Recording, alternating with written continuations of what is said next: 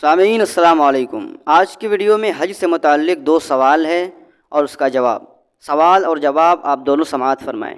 اس سے پہلے اگر آپ چینل پر نئے ہیں تو چینل کو سبسکرائب کیجئے تاکہ مزید معلوماتی ویڈیو آپ تک پہنچتی رہے۔ پہلا سوال ہے کہ حج میں جانے سے پہلے لوگوں کو دعوت دینا، یعنی حاجی خود دعوت دے سکتا ہے یا نہیں دے سکتا۔ دوسرا سوال ہے کہ رشتہ داروں کو بلانا۔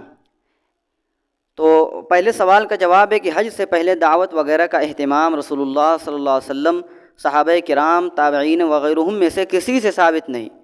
نیز اس دور میں اس نے ایک رسم کی شکل اختیار کر لی اور اس میں دیگر امور قبیحہ بھی شامل ہوتے رہے ہیں، اس لیے احتراز کرنا چاہیے۔ اور دوسرے سوال کا جواب ہے کہ بغیر کسی رسم و رواج کی پابندی کے رشتہ داروں کے ہاں جانے یا رشتہ داروں کا ملاقات کے لیے آنے میں کوئی مذائقہ نہیں ہے۔ تو معلوم ہوا کہ حج پر جانے سے پہلے ایک قسم کی دعوت کا اہتمام کرنا اور اس کو لازم سمجھنا یہ غلط ہے۔ ہاں البتہ مہمان آئے ہوئے ہوں اور بلا تکلف ان کی خاطر کی جائے تو اس میں قباحت نہیں ہے۔